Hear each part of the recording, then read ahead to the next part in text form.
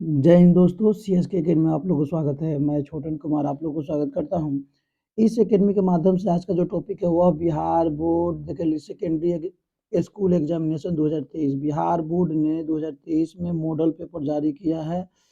वह model paper इसको Bihar board के ऑफिशियल वेबसाइट से डाउनलोड किया गया है।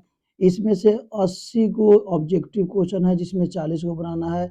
यानी कि जो 50% ऑब्जेक्टिव क्वेश्चन था वह डाउट था बच्चों लोग को, तो अब डबल कर दिया है बिहार बोर्ड ने। एकदम मजा लूटते रहिए, कहीं टेंशन लेने की जरूरत नहीं है, साफ डबल कर दिया है। यानी कि मैथ में भी 100 आएगा, आपको 50 बनाना रहेगा। हिंदी, संस्कृत, साइंस में 80 रहेगा, सोशल साइंस में 80 रहेगा।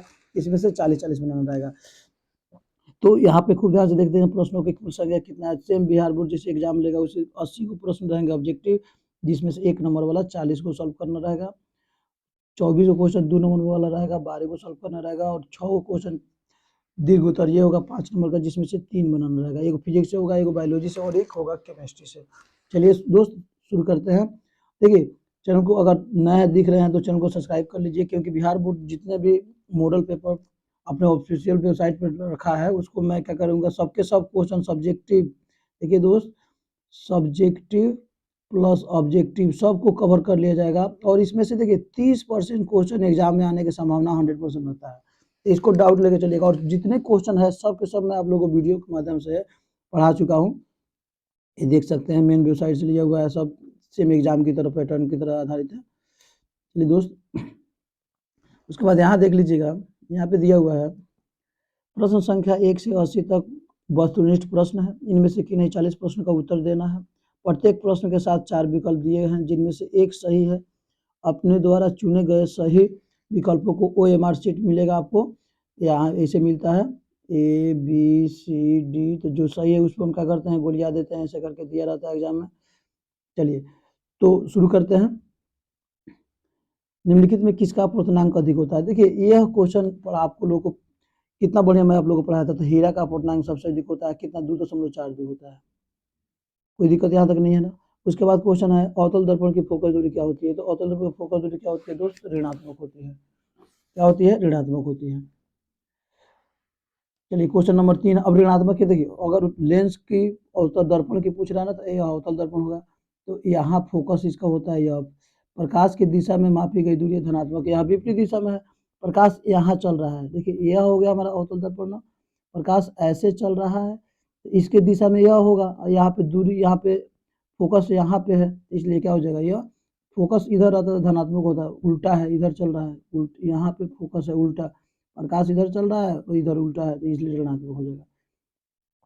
क्वेश्चन नंबर 3 है, किसी लेंस की मुख्य फोकसों की संख्या। देखिए लेंस में 2 फोकस की संख्या होते हैं, कितने होते हैं, 2। ये हो गया हमारा लेंस, यह होता है। तो एक यहाँ एफ होता है, कि यहाँ होता है, दोनों तरफ 2 होता है।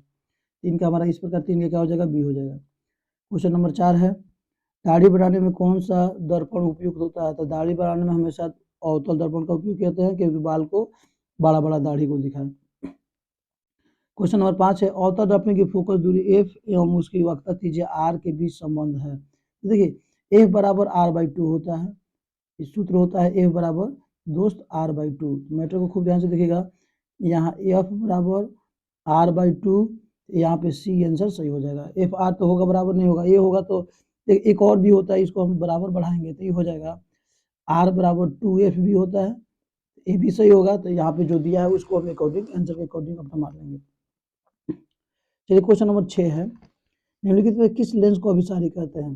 तो 6 का आंसर हमारा क्या हो जाएगा, बी, अभिसारी और अपसारी। तो ये हो गया हमारा बी। तो 6 का हमारा कितना हो जाएगा दोस्त, बी। अब देखिए अभिसारी होता है, एक अपसारी होता है, तो यह उत्तल लेंस और अवतल लेंस को कहते हैं। चलिए क्वेश्चन नंबर 7 है, दृश्य प्रकाश में किस वर्ण का तरंग न्यूनतम होता है। तो दृश्य प्रकाश में किस वर्ण का तरंग न्यूनतम होता है, तो बैगनी का होता है दोस्त। इसका होता है, बैगनी का होता है। बी हो जाएगा हमारा, सही हो जाएगा 7 के। क्वेश्चन नंबर 8 है, 8 में चलेंगे, तारों का टिमटिमाना प्रकाश से किस घटना को प्रदर्शन करता है। तो देखिए तारों का टिमटिमाना जो होता है ना, आप लोगों को बताया, सब क्वेश्चन बताया गया है, प्रकाश के अपवर्तन की घटना के कारण तारे टिमटिमाते हैं। उसके बाद आगे बढ़ते हैं हम लोग क्वेश्चन नंबर 9 की तरफ। निम्न में से किसमें प्रकाश की चाल सबसे अधिक होता है। तो प्रकाश की चाल देखिए निर्वात में सबसे अधिक होता है, यहाँ पे हमारा सही हो जाएगा सी। सबसे अधिक पूछ रहा है ना, अगर प्रकाश के चाल पूछता है तो हमारे यहाँ पे ए सी सही हो जाता है, इसमें कोनो डाउट नहीं है। प्रकाश का चाल सब में होता है, लेकिन अधिकतम पूछे तो सी निर्वात में होता है। तो हमारे इस प्रकार 9 का कितना हो जाएगा सी। क्वेश्चन नंबर 10 में चलते हैं हम लोग। 10 का हमारा जो क्वेश्चन होगा, प्रकाश के अपवर्तन के बारे फेवरेट क्वेश्चन, कि लड़का सब का फेवरेट क्वेश्चन है, बिहार बोर्ड का फेवरेट क्वेश्चन है। साला कौन लड़का गलती नहीं करता है। प्रकाश के अपवर्तन कितने नियम होते हैं? 2। एक आपतन कोण बराबर परावर्तन कोण, दूसरा आपतित किरण परावर्तित किरण, आपतन में डाला गया लंब। उसके बाद देखिए, जल विद्युत षड्यंत्र किस ऊर्जा को विद्युत ऊर्जा में रूपांतरित करता है? जल विद्युत षड्यंत्र एक आरे के क्या मतलब सी हो जाएगा, स्थिति ऊर्जा को। कौन ऊर्जा को दोस्त? स्थित ऊर्जा को या स्थिति ऊर्जा को। क्वेश्चन नंबर 12 है, जलता हुआ मोमबत्ती बदलता है। तो जलता हुआ मोमबत्ती जब जलेगा तो मैटर को समझिएगा। 12 नंबर जो क्वेश्चन है, तो यह रासायनिक ऊर्जा को, प्रकाश जलेगा तो प्रकाश उत्पन्न करेगा, तो किस में बदलता है? प्रकाश ऊर्जा में। तो कौन ऊर्जा को? तो रासायनिक ऊर्जा को। 12 के बीच 13 नंबर क्वेश्चन है, एक विद्युत सेल से प्राप्त धारा प्राप्त करने पर इसके सिरों के बीच विभवांतर का मान विद्युत वाहक बल की तुलना में क्या हो जाता है? तो 13 का हमारा आंसर क्या हो जाएगा? कम हो जाता है। क्या होता है दोस्त? कम हो जाता है। 13 का हमारा बी हो जाएगा। क्वेश्चन नंबर 14 है। तो 14 नंबर में देखिए, प्रतिरोध का मान बढ़ाने के लिए प्रतिरोधकों को जोड़ा जाना चाहिए। तो यह क्वेश्चन इंपॉर्टेंट क्वेश्चन है, देखिए खूब ध्यान से देखिए, कैसे जोड़ा जाना चाहिए। 14 के बीच श्रेणी क्रम में प्रतिरोधकों को किसमें जोड़ना चाहिए? श्रेणी क्रम में। क्यों? तो प्रतिरोध का मान बढ़ाने के लिए। क्वेश्चन नंबर 15 है हमारा दोस्त, विद्युत चुंबक बनाने के लिए प्राय किस छड़ का उपयोग किया जाता है? वह है, तो देखिए सबसे, यह मैं आप लोग को एक एक क्वेश्चन आप लोग को पूरे वीडियो में बता दिया हूँ, कहीं डाउट नहीं है। हमारे बच्चे जितने होंगे हमको लगता है इसमें 80 में से 80 क्वेश्चन वह सही मार देंगे, एकदम कोनो डाउट नहीं होगा। तब 15 का हमारा कितना होगा? 15 के बीच नरम लोहा का प्रयोग करते हैं। Very good. क्वेश्चन नंबर 16 है, उच्चतर ताप पर कौन सी प्रक्रिया पूरी की जाती है? उच्चतर ताप पर, खूब ध्यान से देखिएगा, निम्न ताप पर ना, उच्च माने सबसे ऊंच ताप पर। तो 16 का हमारा आंसर हो जाएगा दोस्त। चलिए, तो 16 का हमारा जो आंसर होगा, 16 का ए हो जाएगा, नाभिकीय विखंडन। यही ना टूटता है। चलिए, संलयन जुड़ता है, विखंडन टूटता है। सौर ऊर्जा को सीधे विद्युत में बदलने वाली युक्ति है सौर ऊर्जा को। तो 17 का हमारा क्या हो जाएगा दोस्त? सौर सेल है। देखिए दोस्त, अगर सौर कुकर, सौर सेल, इस सबके जैसे यहाँ भी क्वेश्चन हम लोग देखे हैं, नाभिकीय विखंडन क्या है, नाभिकीय संलयन क्या है, तो अगर उसको डीप पूरे जानकारी लेते चले तो वीडियो हो जाएगा 4 घंटा का। समझ में आ रहा है ना? तो वह सब्जेक्टिव में पूरा आप लोग को बता देगा। फिलहाल हम लोग को इसको ऑब्जेक्टिव का कवर करना है, आप लोग को पहले से पता ही है। नहीं पता है तो आप देख सकते हैं यहाँ पे। क्वेश्चन नंबर 18 है, विद्युत पवन विद्युत, यहाँ पे क्वेश्चन है, पवन विद्युत जनित्र में पवन की चाल कम से कम कितनी होनी चाहिए? तो 18 नंबर जो क्वेश्चन होगा, 18 का हमारा क्या हो जाएगा? देखिए, उसमें होता है कम से कम 15 किलोमीटर प्रति घंटा, तो इसमें 15 कम से कम नहीं दिया है, डी सही हो जाएगा इसका। 19 नंबर क्वेश्चन है, सेल का विद्युत वाहक बल है। खूब ध्यान से देखिएगा, सेल का विद्युत वाहक, और 19 का क्वेश्चन, 19 का कितना हो जाएगा हमारा? सेल द्वारा इकाई आवेश पर किया गया कार्य को सेल का विद्युत वाहक बल कहते हैं। 20 सही हो जाएगा। 20 नंबर क्वेश्चन है दोस्त, घरेलू पदार्थ में मुख्य रूप से किसकी आपूर्ति की होती है? चलिए, 20 नंबर क्वेश्चन घरेलू, तो यहाँ पे सबसे इंपॉर्टेंट टॉपिक है, तो प्रतिवर्ती धारा की, किसका दोस्त? प्रतिवर्ती धारा के, ये हो जाएगा। 21 नंबर चलेंगे, वर्ण विक्षेपण असंभव है। देखिए, वर्ण विक्षेपण इसमें भी होता है, इसमें भी होता है, इसमें भी होता है, डी इसमें संभव नहीं है, तो डी हमारा क्या हो जाएगा? सही हो जाएगा। असंभव है मतलब नहीं है। उसके बाद आगे बढ़ते हैं। 22 नंबर क्वेश्चन है, वायु में, 22 नंबर क्वेश्चन, वायु में रखा एक कांच का प्रिज्म आपतित किरणों को मोड़ देता है, किसमें? तो 22 का हमारा क्या हो जाएगा दोस्त? डी, आधार की ओर मोड़ देता है। क्वेश्चन नंबर 23 है, 23, 2Zn प्लस O2, 2Zn वो किस प्रकार की अभिक्रिया है? देखिए, इसमें ऑक्सीजन पहले था, यहाँ पे ऑक्सीजन जाके यहाँ पे जुट गया, तो कौन अपचयन? अपचयन, उपचयन अभिक्रिया हो जाएगा सर, उपचयन। कौन अभिक्रिया हो जाएगा? उपचयन। तो 23 का हमारा क्या हो जाएगा? डी, ऑक्सीजन का योग होता है इसमें। उसके बाद 24 नंबर, खाने वाला सोडा का रासायनिक सूत्र। देखिए, डायरेक्ट क्वेश्चन पूछा हुआ है, खाने वाला सोडा का रासायनिक सूत्र क्या हो जाएगा? तो 24 का कितना हो जाएगा? NaHCO3, sodium bicarbonate, sodium bicarbonate, ये हो जाएगा। उसके बाद 25 हमारा, कमरे के ताप पर द्रवावस्था में रहने वाला धातु, तो यह 25 का क्या हो जाएगा? धातु में पारा हो जाएगा। और अधातु पूछे तो ब्रोमीन हो जाएगी, अधातु पूछे तो ब्रोमीन। यहाँ पे चलिए, कोई दिक्कत नहीं है, धातु। 25, 26 नंबर क्वेश्चन है, आवर्त सारणी के शून्य समूह का तत्व कौन है? तो यह 26 का जो क्वेश्चन होगा, 26 का आंसर तो ये हमारे देख लीजिए क्या हीलियम, हीलियम शून्य समूह के क्या है, मतलब यह इसके बाद हम कक्षा में पूर्ण इलेक्ट्रॉन होते हैं, शून्य होते हैं, सभी निष्क्रिय गैस होते हैं उसमें। 27 नंबर क्वेश्चन है, 27 नंबर क्वेश्चन देख लेते हैं हमारा।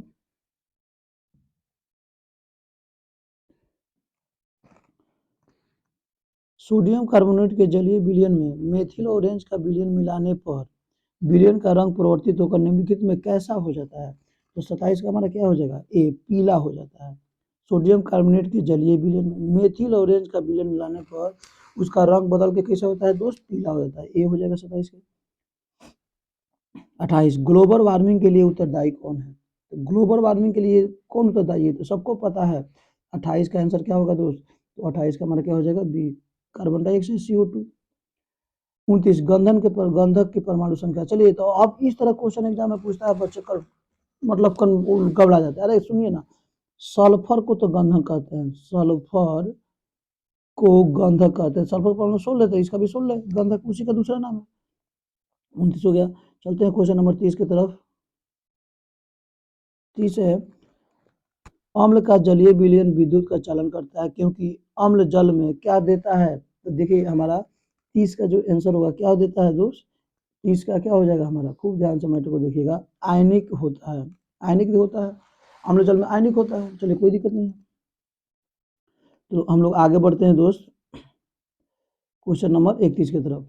अधिकतर धातुओं के ऑक्साइड होते हैं। देखिए यह क्वेश्चन 7वां क्लास से लेकर आगे जहां तक जाइएगा दूसरा क्वेश्चन पीछे नहीं छोड़ता है। धातुओं के ऑक्साइड और अधातुओं के ऑक्साइड दोनों को 100% समझ लीजिए। आज के बाद मत बोलिएगा कि सर नहीं बताया है। तो यहाँ पे 31 का हमारा क्या हो जाएगा? ए, धातु के क्षारीय और अधातु के अम्लीय होते हैं, तो इसका ए सही हो जाएगा।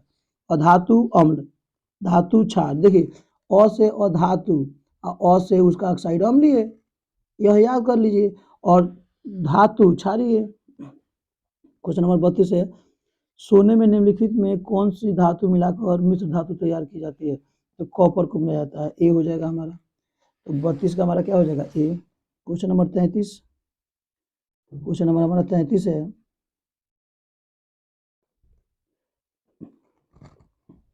NaCl, AgNO3, AgCl और NaNO3 यह किस प्रकार का विक्रिया है? तो द्विविस्थापन अभिक्रिया है। इसमें आयनों का आदान प्रदान किया जाता है। चलिए खूब ध्यान से देखिएगा, द्विविस्थापन, दो आयनों का आदान प्रदान, यानी दो तत्वों का आदान प्रदान यहाँ पे हो गया है। क्वेश्चन नंबर 33, 34 नंबर क्वेश्चन की तरफ चलते हैं। सिलिकॉन क्या है? तो सिलिकॉन बताइए, सिलिकॉन क्या है? सिलिकॉन आप लोग को उपधातु पहचानने के गजब का ट्रिक बताते हैं। सीता जी कह गए सब पे, तो ऐसे बोली सब पे, ऐसे हो गया था।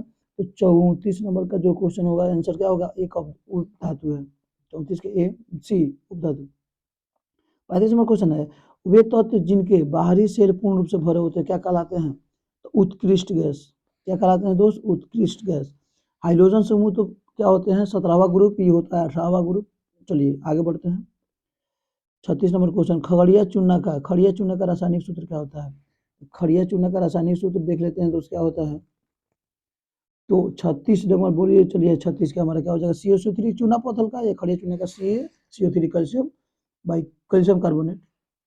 37 नंबर क्वेश्चन है, निम्नलिखित में कौन सबसे अधिक अम्लीय ऑक्साइड है? सबसे अधिक। तो 37 का हमारा क्या हो जाएगा? जो अधातु होगा वही ना होगा, अधातु अम्लीय। तो 37 का हमारा कितना हो जाएगा? CnO2 ऑक्साइड, यहाँ पे अधातुओं के ऑक्साइड। आगे चलते हैं। 38 नंबर, निम्नलिखित में कौन एल्केन है? चलिए एल्काइन है। देखिए एल्केन का सूत्र होता है एल्केन CnH2n+2, और एल्कीन के होता है CnH2n, और एल्काइन का होता है CnH2n-2। तो देखिए यहाँ पे सट गया, हट गया, घट गया, दो यहाँ पे घटा देंगे। तो देखिए यहाँ पे जो एल्काइन के सूत्र पे कौन लागू होगा? एल्काइन के सूत्र डायरेक्ट नहीं पूछा है। तो CnH2n-2, यहाँ पे C2 है, तो C2 H कितना हो जाएगा? 2 गुने 2 और -2, C2H2 कितना हो? ये हो हमारा सही हो जाएगा। देखिए एल्केन में जो होता है कार्बन से डबल होता है एल्केन। यहाँ पे खूब ध्यान से देखिएगा, यहाँ पे एल्केन में दुजुटी सूत्र में CnH2n, एल्कीन में दुहटी, एल्काइन में दुघटी। इसका भी सूत्र आप लोग को डाल दिया गया है, 38 का हमारा सी सही हो जाएगा। 39 देखिएगा C3O, खूब ध्यान से देखिएगा दोस्त, C3O C2H5 का यूपक नाम क्या है? तो 39 का हमारा क्या हो जाएगा? Ethyl methyl ether, ethyl Mithil ether हो जाएगा, इसका बी हो जाएगा। 40 नंबर क्वेश्चन की तरफ चलेंगे। 40 नंबर क्वेश्चन है, निम्नलिखित में से कौन यौगिक ईंधन के रूप में इस्तेमाल किया जा सकता है? तो 40 नंबर का जो क्वेश्चन होगा, 40 से कितना हो जाएगा? सी, एथेनॉल। ईंधन के रूप में इस्तेमाल किया जा सकता है एथेनॉल का। चलिए आराम से आगे चलते हैं। इनमें देखिए 40 का क्या हो जाएगा? एथेनोइक अम्ल, प्रोपेनॉल, नॉल, एथेनॉल। हमारा ये 40 हो गया ना। आगे बढ़ते हैं दोस्त, 40 के सी। अब चलते हैं हम लोग क्वेश्चन नंबर 41 की तरफ। चलिए 41 क्वेश्चन नंबर की तरफ चलेंगे हम लोग। सोडियम हाइड्रोक्साइड जिंक से अभिक्रिया करके निम्नलिखित में से कौन सा उत्पाद बनाता है? सोडियम हाइड्रोक्साइड जिंक से अभिक्रिया करके निम्नलिखित में से कौन सा उत्पाद बनाता है? 41 का हमारा क्या हो जाएगा? ए, NH। देखिए सोडियम जिंक ऑक्साइड और H2 को यहाँ क्या करता है? हटा देता है। उसके बाद 42 नंबर क्वेश्चन है, धोबिया सोडा का रासायनिक रूप। धोने वाला सोडा, धोबिया सोडा किसको बोलते हैं? धोने वाला सोडा को। तो 42 का हमारा क्या हो जाएगा? ए हो जाएगा। Na2CO3 और 10 H2O। यहाँ तो कोई दिक्कत नहीं होनी चाहिए आप लोगों को। 42 नंबर क्वेश्चन हम लोग आसानी से सीख लिया है। क्वेश्चन नंबर 43 की तरफ चलते हैं। अम्ल राज में सांद्र HNO3 और मतलब सांद्र HNO3 और HCl अम्ल की अनुपात कितना होता है? तो यह आप लोग कितना बड़ा इसको अम्ल राज को कहते हैं एक्वारिजिया। क्या कहता है दोस्त? एक्वारिजिया। तो यह होता है 1:3। क्या होता है दोस्त? 1:3। यहाँ तो कोई दिक्कत नहीं है। 43-44 नंबर क्वेश्चन की तरफ चलेंगे। किसी अभिक्रिया में भाग लेने वाले पदार्थ क्या कहलाते हैं? देखिए अभिक्रिया में भाग लेने वाले पदार्थ अभिकारक कहलाते हैं, और जो अभिक्रिया के फलस्वरूप बनता है उसे उत्पाद कहते हैं। इसको ध्यान में रखिएगा। जैसे देखिए O2 और H2 मिल के जल बना देता है, तो यह अभिकारक हुआ, भाग लिया, और यह जल बना, यह उत्पाद हो गया।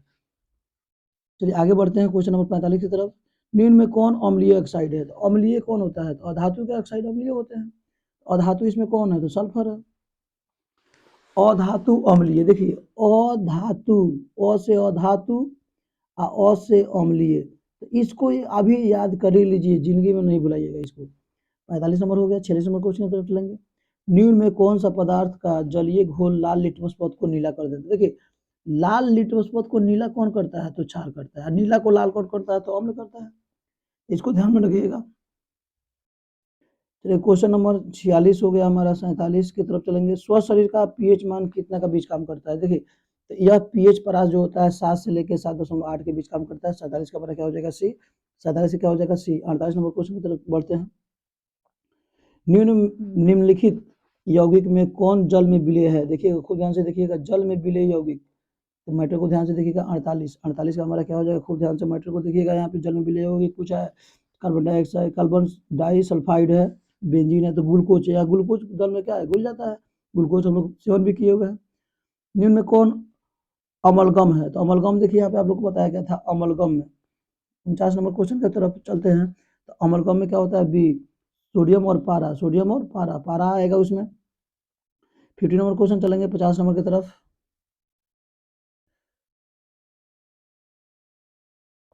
50 है, निम्नांकित में कौन सी धातु जिंक सल्फेट के विलयन से जिंक को विस्थापित कर देता है? जिंक सल्फेट के विलयन से जिंक को हटा देता है ससुरा। यह विस्थापन क्रिया हुआ। तो कौन धातु है? तो एल्युमिनियम धातु। डी हो जाएगा हमारा। 50 51 नंबर क्वेश्चन जाएंगे। ऑक्सीजन युक्त रक्त को, देखिए अभी हम चले आए किस पे? हम लोग चले आए हैं अभी इसमें बायोलॉजी की तरफ। फिजिक्स केमिस्ट्री क्वेश्चन खत्म हो गया, बायोलॉजी। ऑक्सीजन युक्त रक्त को हृदय से शरीर के विभिन्न भागों में ले जाने वाली रक्त वाहिनियां क्या कहलाती है? 51 का हमारा क्या हो जाएगा? दो धमनी कहलाती है, महाधमनी कहलाती है। क्या कहलाती है? महाधमनी। देखिए यह विभिन्न भाग में ले जाती है महाधमनी। हो गया ना। हृदय का भाग है नीलांद, नीलय, आलिंद। चलिए 52 है, रक्त के, खूब ध्यान से देखिएगा। 52 और क्वेश्चन है, रक्त के हल्के पीले रंग के चिपचिपे द्रव को क्या कहते हैं? तो 52 का हमारा कितना हो जाएगा? प्लाज्मा कहते हैं। क्या कहते हैं दोस्त? प्लाज्मा कहते हैं। 52 के सी। क्वेश्चन नंबर 53 की तरफ चलेंगे हम लोग। 53 में है, किस पौधे की पत्तियां पर स्टोमाटा अनुपस्थित होते हैं? अनुपस्थित होते हैं। तो 53 का हमारा क्या हो जाएगा? बी, जलमग्न हाइड्रोफाइट्स। जलमग्न हाइड्रोफाइट्स। 54 है, किण्वन क्रिया पाई जाती है। किण्वन क्रिया किस में पाई जाती है दोस्त? खूब ध्यान से मैटर को देखिएगा। 54 का क्या हो जाएगा? ईस्ट में किण्वन क्रिया पाई जाती है। 54 का ये हो जाएगा हमारा।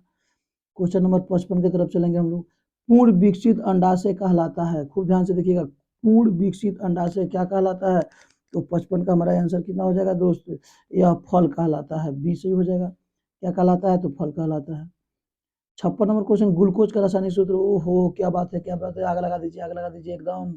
समय आ गया है। हेड भी आपकी होगी, टेल भी आपकी होगी। तो देखिए, ग्लूकोज का रासायनिक सूत्र क्या होगा? C6H12O6। बी हो जाएगा। 56 का बी, 56 का बी, 56 का बी। क्वेश्चन नंबर 57 की तरफ चलते हैं। 57, निम्नलिखित में किसे पौधे का प्रकाश संश्लेषी इकाई कहते हैं? तो खुद देखिए, 57 का तो हमारा कितना हो जाएगा? ए, क्लोरोप्लास्ट। क्लोरोप्लास्ट, क्लोरोप्लास्ट ए। 58 क्वेश्चन है, अंडोसर्ग। अंडोसर्ग का कारण है, अंडोसर्गन का जो कारण होता है, तो इसमें क्या हो जाएगा? LH हो जाएगा। ये हार्मोन होता है सब। उसके बाद क्वेश्चन नंबर 58 का बी हो गया। 59, 58 का बी हो गया ना। 59 में चलते हैं हम लोग। निम्नलिखित जीवों में किसमें अलैंगिक जनन विखंडन नहीं होता है? तो अलैंगिक जनन विखंडन ईस्ट में नहीं होता है। ईस्ट में नहीं होता है। चलिए, क्वेश्चन नंबर 59 हो गया हमारा। 60 नंबर की तरफ चलेंगे। बहुत अच्छा। प्रकृति में ऑक्सीजन का संतुलन कैसे बना रहता है? तो प्रकृति में ऑक्सीजन का संतुलन कैसे बना रहता है लोग? तो 60 नंबर क्वेश्चन देखिएगा खूब ध्यान से। प्रकाश संश्लेषण द्वारा। प्राकृतिक में ऑक्सीजन का संतुलन कैसे बनता है? तो प्रकाश संश्लेषण क्रिया द्वारा होता है। इस क्लास को मैं रात लाइव क्लास में आप लोगों को बताया था, प्रकाश संश्लेषण क्रिया द्वारा होता है। क्वेश्चन नंबर 61 की तरफ चलेंगे हम लोग। भोजन के पाचन में निम्नलिखित में से किस रस की भूमिका होती है? वाह वाह। देखिए, पित्त रस की भी होती है, अग्नाशय रस की भी होती है, आंत रस की भी होती है। तो डी सही हो जाएगा। इसका क्या हो जाएगा? डी। 61 के लिए हमारा क्या हो जाएगा? डी। क्वेश्चन नंबर 62 हो जाएगा। ट्रिप्सिन नामक एंजाइम कहाँ पाया जाता है? ट्रिप्सिन। तो ट्रिप्सिन नामक एंजाइम जो होता है 62 के बी, अग्नाशय रस में पाया जाता है। किस रस में? पाचन तंत्र के वीडियो में बनाया था, तो उसमें कितना मस्त समझाया था सबको। चलिए, 62 नंबर। 63 नंबर क्वेश्चन की तरफ चलेंगे हम लोग। आहार नाल का सबसे लंबा भाग क्या कहलाता है? आहार नाल का सबसे लंबा भाग क्या कहलाता है? तो 63 क्या हो जाएगा? बी, छोटी आंत। छोटी आंत आप लोग को जब पाचन तंत्र में इसको इतना डीप बताए थे, मजा आ गया था साहब। 64, मनुष्य में पाचन क्रिया का आरंभ कहाँ से होता है? 64 का हमारा क्या हो जाएगा? मुख गुहा से। जैसे मुंह में गया, पाचन शुरू हो जाता है। लोग कहते हैं ना पेट में जाता है ना तब पचता है। अरे नहीं दोस्त, मुंह से पचना शुरू हो जाता है। चलिए, क्वेश्चन नंबर 65 की तरफ चलेंगे हम लोग। निम्न में कौन वसा के पाचन में सहायक होता है? चलिए, वसा के पाचन में सहायक कौन होता है? तो 65 का हमारा कितना हो जाएगा? बी, लाइपेज होता है। ये सब पूछा हुआ कितना बार क्वेश्चन है। 66, ग्लाइकोलाइसिस की प्रक्रिया संपन्न होती है। तो चलिए, यहाँ पे ग्लाइकोलाइसिस की प्रक्रिया संपन्न होती है, तो कहाँ संपन्न होती है? मेरे को खूब ध्यान से देखिएगा। 66 के तो बी, कोशिका कोशिका द्रव्य में होती है। क्वेश्चन नंबर 67 है, ओजोन परत है। इसलिए यहाँ पे खूब ध्यान से, अच्छा क्वेश्चन है। ओजोन परत है, तो 67 का हमारा क्या हो जाएगा? हानिकारक है कि उच्च ताप पर लाभदायक है? लाभदायी है। लाभदायी है, सी सही हो जाएगा। 68 नंबर क्वेश्चन है, निम्न में कौन फूल में नर प्रजनन अंग है? फूल में नर प्रजनन अंग। तो यह क्वेश्चन एग्जाम में बहुत बार पूछा हुआ है। फूल में नर प्रजनन अंग कौन है इसमें? तो 68 का हमारा क्या हो जाएगा? पुंकेसर को नर प्रजनन अंग कहते हैं। 69 नंबर क्वेश्चन में चलते हैं। पौधे में श्वसन क्रिया के अंतर्गत एटीपी टूटने से कितनी ऊर्जा मुक्त होती है? तो खूब ध्यान से देखिएगा। 59 नंबर, 69, पौधे में श्वसन क्रिया के अंतर्गत एटीपी टूटने से कितनी ऊर्जा मुक्त होती है? 69 के ए हो जाएगा। 30.5 किलो जूल, किलो जूल प्रति मोल। 70 नंबर क्वेश्चन की तरफ चलेंगे। इथाइल, देखिए 70 नंबर क्वेश्चन है, इथाइल अल्कोहल किस प्रकार के श्वसनों से बनता है? चलिए खूब ध्यान से। तो यह हमारा 70 नंबर है, अवायवीय श्वसन से। देखिए, अवायवीय श्वसन मतलब इसमें क्या होता है? श्वसन की कमी होती है, तो इसलिए इथाइल अल्कोहल बन जाता है वहां पे। चलिए, आगे बढ़ते हैं हम लोग क्वेश्चन नंबर 71 की तरफ। रक्त में उपस्थित कौन सी कणिका श्वसन गैसों, रक्त में उपस्थित कौन सी कणिका है श्वसन गैसों के परिवहन में भाग लेती है? तो 71 का हमारा क्या हो जाएगा? लाल रक्त कणिका है। कौन कणिका दोस्त? लाल रक्त कणिका। श्वसन तंत्र में इसको आप लोग को पढ़ाया था खूब ध्यान से। पादप अस्टिस जमा होते हैं। 72 नंबर क्वेश्चन है। 72 नंबर, पादप अपशिष्ट किस में जमा होते हैं? तो पत्तियों में, छाल में, कुछ करिकाओं में, सभी में जमा होते हैं। इसका डी सही हो जाएगा। 73 नंबर क्वेश्चन की तरफ चलेंगे हम लोग। मनुष्य की आहार नाल का कौन सा भाग किसी एंजाइम को स्रावित नहीं करता है? आहार नाल का कौन सा भाग किसी भी एंजाइम का, ग्रास नली किसी एंजाइम का क्या करता है? स्रावित नहीं करता है। इस प्रकार हमारा क्या हो जाएगा? 73 के बी हो गया। चलिए क्वेश्चन नंबर 74 की तरफ चलेंगे। मूत्र की सांद्रता किसकी उपस्थिति पर निर्भर करता है? 74। तो यह हमारा 74 कितना हो जाएगा दोस्त? एडीएस हार्मोन के ऊपर डिपेंड करता है। यहाँ पे एडीएस बी हो जाएगा 74 का। 75 नंबर क्वेश्चन है हमारा, कौन सा हार्मोन पौधे की वृद्धि से संबंधित नहीं है? पौधे के वृद्धि से संबंधित हार्मोन इनमें से कौन नहीं है? तो क्या हो जाएगा? एओसिस हार्मोन। जिबरेलिन भी होता है, सहायक है, ये भी सहायक है, ये भी सही। एओसिसिक अम्ल जो होता है, यह जो है पौधे के वृद्धि से संबंधित नहीं है। 75 का डी हो गया। 76 नंबर, मानव हृदय के किस तंत्र का भाग है? मानव हृदय किस तंत्र का भाग है? खूब ध्यान से देखिएगा। मानव हृदय का जो काम होता है, कहने का मतलब देखिए, ये क्वेश्चन कह रहा है मानव हृदय का काम क्या है? तो मानव हृदय का काम होता है परिवहन करना, रक्त को परिवहन करना पूरा। तो यहाँ पे देखिए, पाचन तंत्र पाचन का काम है, शोषण तंत्र का काम होता है, उत्सर्जन नेफ्रॉन का काम होता है, और परिवहन का काम कौन करता है? हृदय। तो इसका डी हो जाएगा। 76 का हमारा क्या हो जाएगा दोस्त? डी। क्वेश्चन नंबर 77 की तरफ चलेंगे हम लोग। जीव विज्ञान की वह शाखा जो गुणों के वंशानुक्रम के अध्ययन से संबंधित होते हैं उसे क्या कहते हैं? तो 77 का हमारा क्या हो जाएगा दोस्त? अनुवांशिकी कहते हैं। बी सही हो जाएगा। अनुवांशिकी कहते हैं, बी सही हो जाएगा हमारा। 78 नंबर क्वेश्चन है, श्वसन क्रिया में निम्नलिखित में से, मैटर को ध्यान से देखिएगा, श्वसन क्रिया में निम्नलिखित में से किस गैस को ग्रहण किया जाता है? तो जब सांस हम लोग लेते हैं दोस्त, कथी की ग्रहण लेते हैं? तो ऑक्सीजन को। छोड़ते क्या है? तो कार्बन डाइऑक्साइड। इस पर हमारा 78 सही हो जाएगा। 78 के बी सही हो जाएगा। 79 नंबर क्वेश्चन है, ग्लूकोज में कार्बन के कितने परमाणु होते हैं दोस्त? ग्लूकोज में कार्बन के, देखिए, ग्लूकोज के सूत्र होता है C6H12O6। तो कार्बन में कितने हैं? 6। तो 6 हो जाएगा, बी सही हो जाएगा हमारा। 79 के बी। क्वेश्चन नंबर 80 की तरफ चलेंगे। खूब मैटर को ध्यान से देखिएगा, लगड़ के देखिएगा, अब सब मजा आ जाएगा। 80 नंबर क्वेश्चन की तरफ चलेंगे हम लोग। जी दोस्त, 80 नंबर क्वेश्चन की तरफ हम लोग चलते हैं।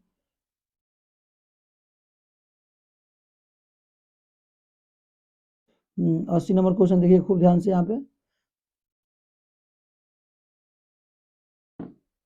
मनीष, यहाँ पे खूब ध्यान से 80 नंबर क्वेश्चन, मस्तिष्क में अनैच्छिक क्रियाओं का नियंत्रण केंद्र अवस्थित होता है। तो 80 का हमारा लास्ट एंड फास्ट मेंडुला में क्या होता है दोस्त? मेंडुला में होता है।